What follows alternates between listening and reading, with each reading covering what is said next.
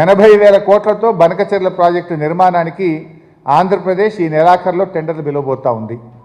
150 టీఎంసీల నిల్వ సామర్థ్యంతో బొల్లంపల్లి వద్ద భారీ కృత్రిమ జలాశయ ప్రతిపాదన. ఇక్కడ ఒక పాయింట్ కూడా మీరు అర్థం చేసుకోవచ్చు. గతంలో కేసీఆర్ గారు 50 టీఎంసీలతో మల్లన్న సాగర్ కడితే నది లేని చోట 50 టీఎంసీలతో అంత పెద్ద రిజర్వాయర్ కడతారా, అంత అవసరమా అన్నారు.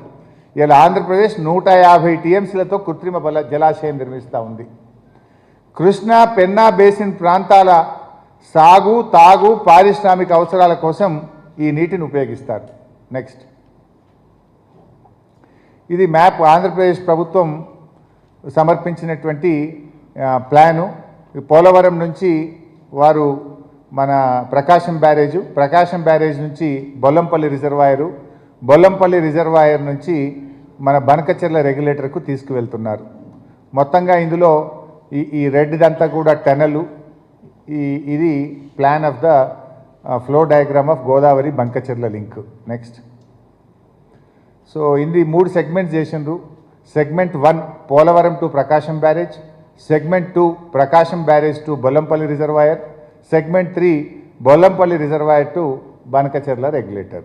3 భాగాలుగా 80,000 కోట్లతో ఈ ప్రాజెక్టును ఆంధ్రప్రదేశ్ ప్రభుత్వం చేపట్టింది. నెక్స్ట్, ఆంధ్రప్రదేశ్ చంద్రబాబు గారు ఏం చెప్తున్నారు? గోదావరి వరద జలాలనే వాడుకుంటున్నాం. ఇది అబద్ధం, శుద్ధ అబద్ధం. నంబర్ 2, తెలంగాణ ప్రాజెక్టులను గతంలో నేను ఎప్పుడూ అడ్డు చెప్పలేదు. ఇది పరమాబద్ధం. నంబర్ 3, ఇతర రాష్ట్రాలు బనకచెర్ల ప్రాజెక్టు నిర్మాణానికి అడ్డు చెప్పడం లేదు. ఇది పెద్ద జోకు. ఈ 3 అబద్ధాలే చంద్రబాబు గారు చెప్తున్నటువంటిది, ఆంధ్రప్రదేశ్ ప్రభుత్వం చెప్తున్నటువంటిది. నెక్స్ట్, సో పాయింట్ నెంబర్ 1, ఇందాక వారు చెప్పింది కదా, మేము తెలంగాణ ప్రాజెక్టులను అడ్డుకోలేదు అని చంద్రబాబు నాయుడు గారు చెప్పారు. దానికి ఉదాహరణలు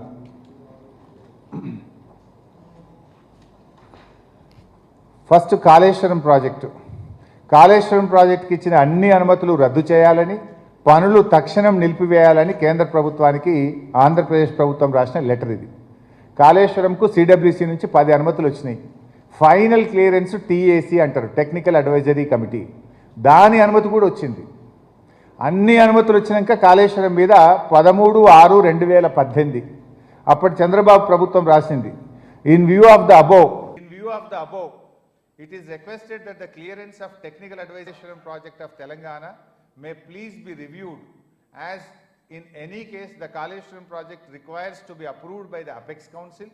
Meanwhile, the state of Telangana be directed not to proceed with further execution of the Kaleshwaram project until provisions of the AP Reorganization Act are complied with. వారు ఏమన్నారు? కాళేశ్వరం అనేది యాక్చువల్గా it's a old project, it is not a new project. Pranahita Chevella ప్రాజెక్టుకు కొనసాగింపే Kaleshwaram project. Pranahita Chevella ప్రాజెక్టును 2007లో ఉమ్మడి ఆంధ్రప్రదేశ్లో 7 లింకులు 28 ప్యాకేజీల కింద టెండర్లు పిలిచి పనులు స్టార్ట్ చేసినారు. నేను మొన్నటి ఇచ్చిన ప్రజెంటేషన్లో 7 లింకుల్లో 6 లింకులు సేమ్. ఒక్క మొదటి లింకు మాత్రం తమ్మిడిహట్టి దగ్గర నీళ్లు లేవు కనుక సిడబ్ల్యూసి సూచన మేరకు మేడిగడ్డకు మార్చాము.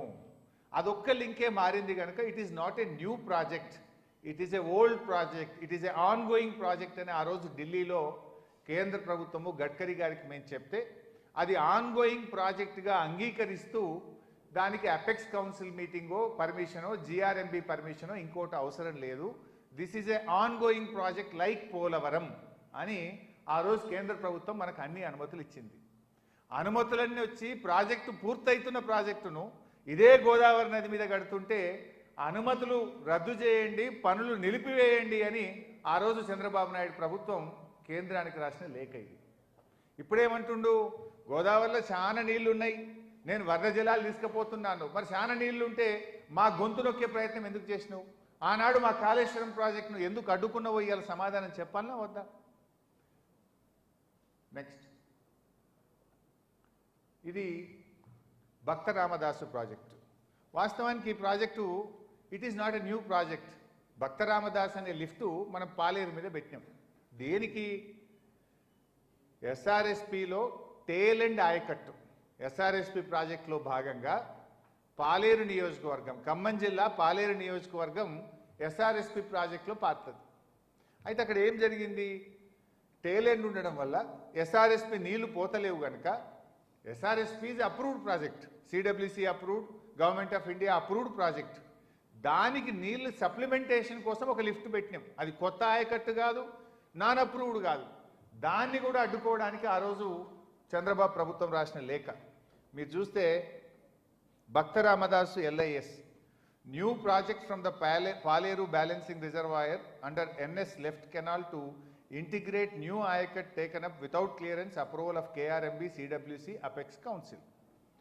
So of course ademo old ayakatte ఏమంటాడు, KRMB అనుమతి లేదు, CWC అనుమతి లేదు, Apex Council అనుమతి లేదు, ఎట్లా కడతారు, దీన్ని రద్దు చేయాలి అన్నాడు. మరి ఈ గోదావరి బనకచెర్లకు GRMB పర్మిషన్ ఉందా, CWC అనుమతులు ఉన్నాయా, Apex Council అనుమతులు ఉన్నాయా? అంటే నువ్వు ప్రశ్నిస్తే నీతి, మేము ప్రశ్నిస్తే తప్ప. ఇలా నీ లెటర్లో నువ్వే రాసినావు, KRMB పర్మిషన్ లేదు, CWC పర్మిషన్ లేదు, అపెక్స్ కౌన్సిల్ పర్మిషన్ లేదు.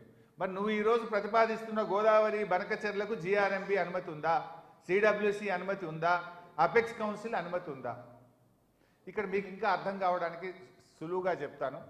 ఏపీ అంటే ముంగట ఉంది, of course I will explain you in the next visual. Next ఇది కాకుండా మరొక లేఖ వారు రాసింది, కృష్ణా బేసిన్లో కూడా పాలమూరు రంగారెడ్డి, దిండి, తుమ్మిళ్ళ, కల్వకుర్తి ఇవన్నీ ప్రాజెక్టుల మీద లేఖ రాసింది.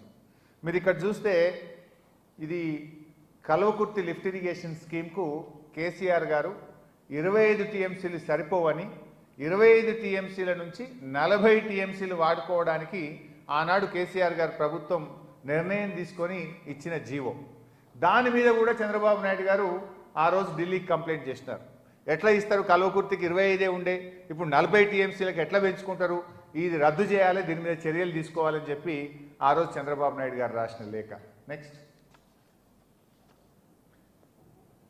ఇది పాలమూరు అండ్ దిండి మీద స్వయంగా చంద్రబాబు నాయుడు గారు లెటరెడ్ మీద ఆనాటి మంత్రి ఉమాభారతి గారికి రాసినటువంటి లేఖ మీరు చూస్తే, I request that the honourable minister Apex Council to immediately intervene in the matter and advise the CWC KRMB to critically examine the issue and ensure the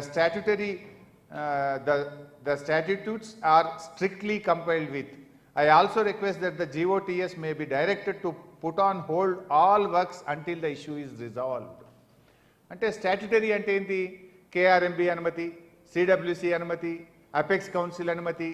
మరి అదే స్టాట్యుటరీ నీకు ఉండాలి కదా ఈరోజు గోదావరి బనకచెర్లకు. ఆ రోజు మీరే స్వయంగా మీ పెన్నుతోనే రాశారు ఆ రోజు చంద్రబాబు నాయుడు గారు. సేమ్ అదే మేము అడుగుతున్నాం ఈరోజు. మరి ఇదే విషయాన్ని మన ప్రభుత్వం, మన రేవంత్ రెడ్డి ఎందుకు అడుగుతలేడు? ఈ రాష్ట్ర ముఖ్యమంత్రి ఎందుకు పెదవులు మూసుకుంటున్నాడు? మరి ఆ రోజు ఆనాడు మన ప్రాజెక్టులను అంత ఓపెన్గా బహిరంగంగా అనుమతి వచ్చిన కాళేశ్వరంను ఆపమంటాడు, పాలమూరును ఆపమంటాడు, దత్తత తీసుకున్న పాలమూరు జిల్లాలో కడుతున్న పాలమూరు ప్రాజెక్టును ఆపమంటాడు. మరి ఈరోజు అక్రమంగా కట్టేటువంటి ఈ గోదావరి బనకచెర్ల విషయంలో తెలంగాణ ప్రభుత్వం ఎందుకు మౌనం వహిస్తున్నది? ఎందుకు గొంతు పెగలడం లేదు? ఈ రాష్ట్ర ప్రయోజనాలకు తీవ్రంగా భంగం కలిగే ప్రయత్నం జరుగుతుంటే కూడా మన ప్రభుత్వం ఏమో మాట్లాడినటువంటి పరిస్థితి. నెక్స్ట్ ఇది తుమ్మిళ్ళ లిఫ్ట్. ఇది కూడా వాస్తవానికి Tummilla lift it is not a new project. యాక్చువల్గా తుమ్మిళ్ళ అనేటువంటిది రాష్ట్రం ఏర్పడక ముందు, తెలంగాణ ఆంధ్రప్రదేశ్ రాష్ట్రం ఏర్పడక ముందే హైదరాబాద్ రాష్ట్రంలో మనకు RDS అనే ప్రాజెక్టు కింద 87,500 ఎకరాలకు నీళ్ళు వచ్చేది. RDS ప్రాజెక్టులో మన గద్వాల, ఆలంపూర్ ప్రాంతంలో 87,500 ఎకరాలకు నీళ్ళు వచ్చేది. ఇది అప్రూవ్డ్ ప్రాజెక్టు. మనకు బచావత్ ట్రిబ్యునల్లో కూడా ఈ ప్రాజెక్టుకు నీటి కేటాయింపులు ఉన్నాయి. అయితే ఆ రోజు ఏమైంది, ఉమ్మడి ఆంధ్రప్రదేశ్లో నిర్లక్ష్యం చేయడం వల్ల 87,500 ఎకరాలు బారాల్సినటువంటి RDS ప్రాజెక్టు 20-30 ఎకరాలకు పడిపోయింది.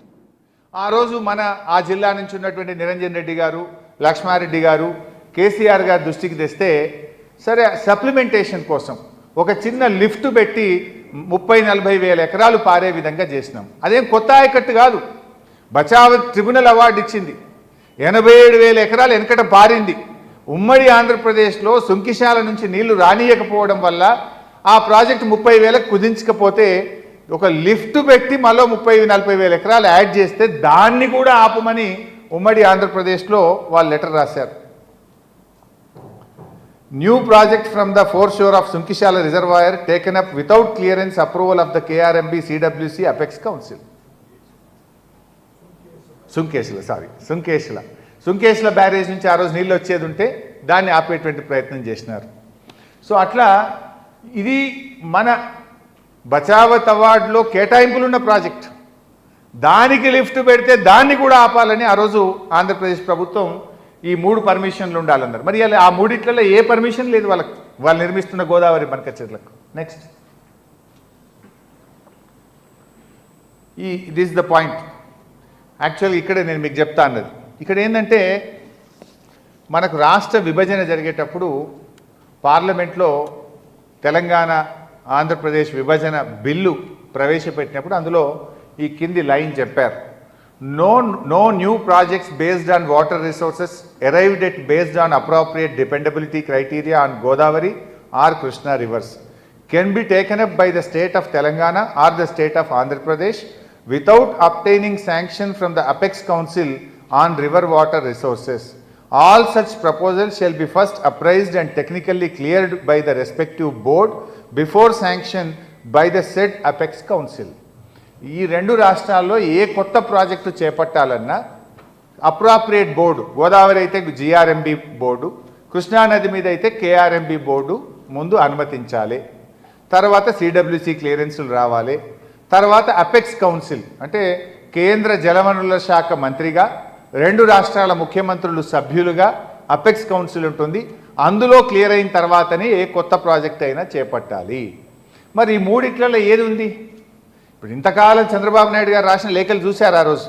అంటే మీ బోర్డు అనుమతి లేదు, CWC అనుమతి లేదు, అపెక్స్ కౌన్సిల్ అనుమతి లేదు, వీళ్ళు ఎట్లా కడతారు అని మన ప్రాజెక్టులకు అడ్డుపడ్డారు.